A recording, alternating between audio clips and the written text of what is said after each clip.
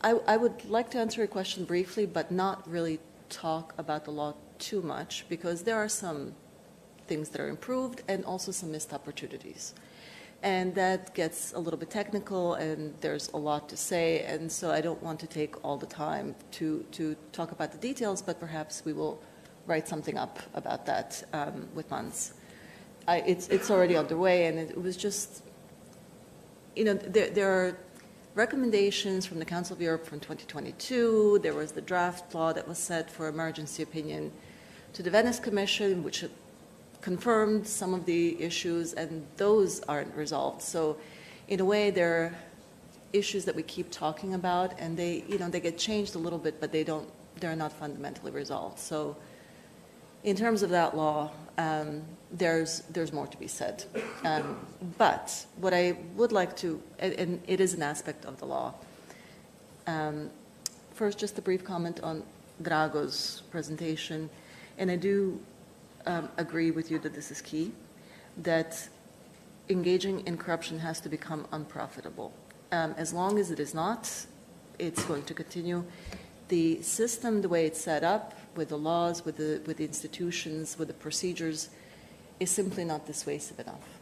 And so the question is really, that is an aspect of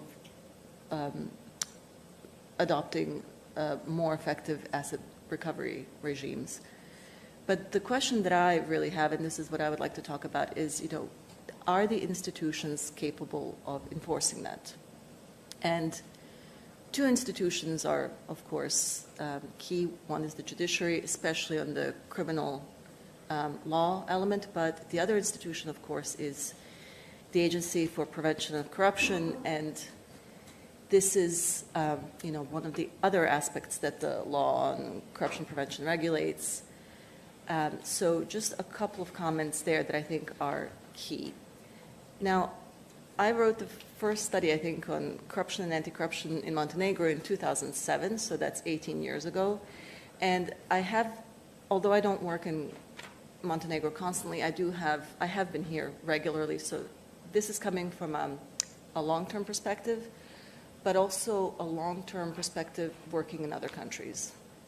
And the way that the anti-corruption systems are built is you start with, at first, you know, with international standards. We had the conventions, the first set of laws was adopted, and they weren't going to be perfect. So it is a natural process and to be expected that you reform the laws, you look at how they perform, and then you try to address the gaps.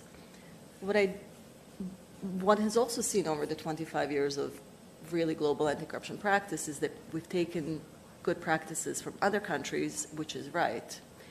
But what has been missing is adapting it to the circumstances of Montenegro. Montenegro is not Germany. You cannot regulate conflict of interest for 630,000 people the same way that you do for 80,000 people. And this we have not seen enough of. So the future solutions that we need to see in this next cycle of reforms, which of course is the way that these systems are built in cycles. This is to be expected. But what I would like to appeal for is approaches that are really trying to take into account the Montenegrin reality. So one of the issues, of course, is that in a small society, conflict of interest is nearly inevitable. So again, how do you regulate that practically? And again, the standards, international standards, are a good starting point. And in that respect, a lot of the bulk of Montenegrin legislation is in line with international standards. The issue is that they're just not quite working here. So there needs to be a more nuanced approach, a more context-sensitive approach.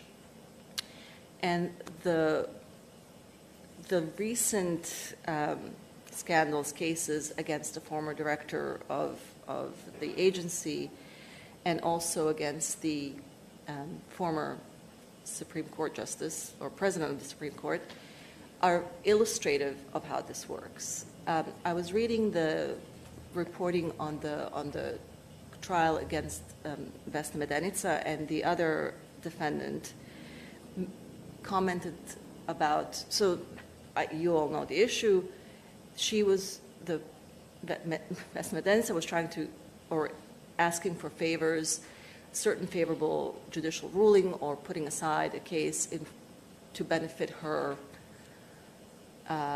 And this is also a regional specificity, the witness at her wedding, or the godfather of her child, or vice versa. Anyway, this is called ritualized kinship institution that is very important in this region, doesn't exist in Sweden, doesn't exist in Germany. So this needs to be taken account, the importance of this particular relationship. So the reply from the other defendant was, you know, it's very hard to say no. She can be very, you know, it could be very unpleasant. But this is really important to realize, that within a body like the judiciary, the people who are in powerful positions have very strong informal influence. And outside, there are informal relationships and informal influences that really constrain what public officials can do. And so I think when you're talking about the integrity of public officials, you need to think at three levels. There is the independence of institutions, so that institutions can be protected from external influence. However, in the case of the judiciary, and especially the judiciary management bodies, what that has served to do is simply cement the authority of the powerful people inside. And if those people lack integrity, they will have even more power to influence other people in the system. So that solution, in line with international standards, simply didn't work well in this context.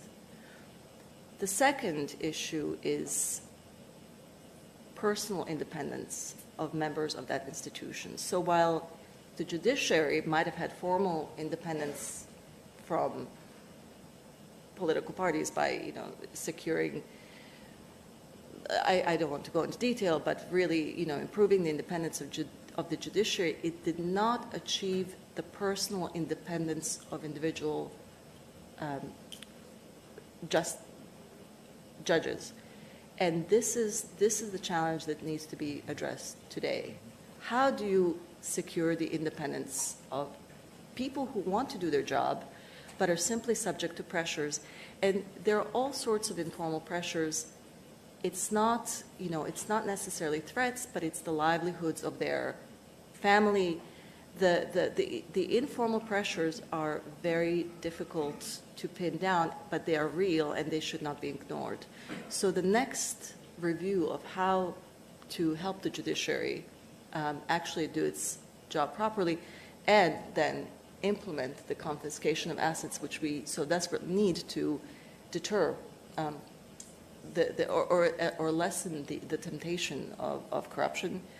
That is really the challenge. How do you actually empower the people within the system, the good people who are in the system who want to do a good job? So there is the personal independence, and then, of course, there's the individual integrity, and some people are already compromised. So what do you do with them? And that is a longer-term difficult challenge, but what is much easier to do is to ensure the integrity of people coming into the system, new people coming into the system.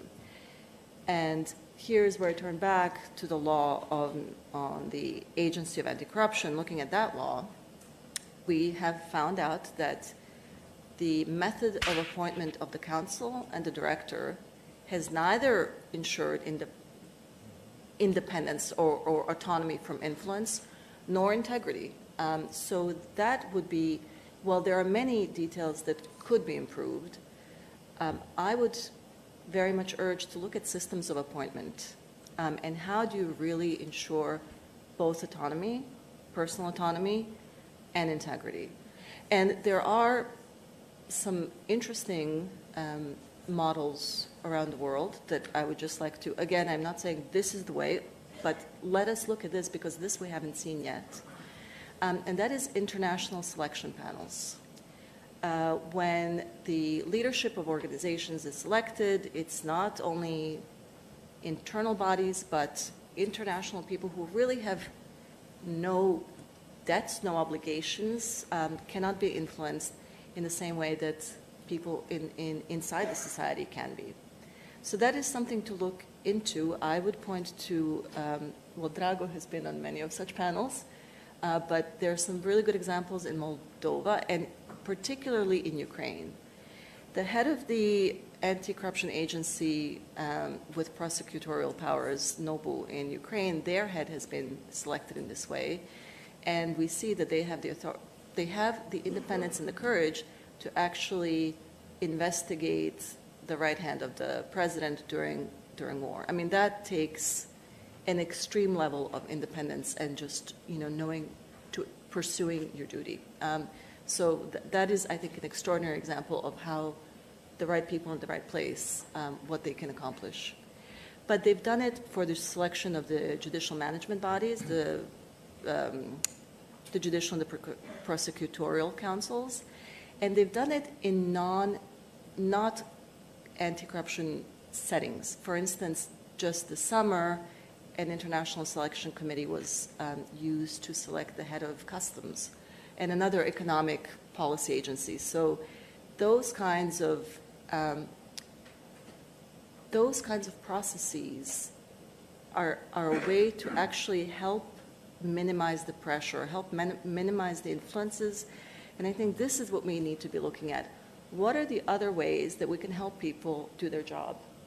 How do we allow the agency or the prosecution to do their job? And this is where the international community can help. This is not the only way, but this is the kind of thinking that we need to be really moving towards and pay more attention to, because we know, or we have seen, how just the formal good practices in appointing heads of anti-corruption agencies or judiciary, that is compromised by the informality that operates within society. So what are some of the other ways to kind of help people resist that pressure? So that would be my I would focus only on that, but of course there's more to say. And I'm very happy to see that the agency has turned the corner. And I also do want to point out that it took the resistance of the staff of the agency who said no and who had a conflict with the director, but that was not easy to do. So those kinds of efforts should be recognized, and we should be asking, how can we help you do that more throughout the public sector? So I would just leave it there for now.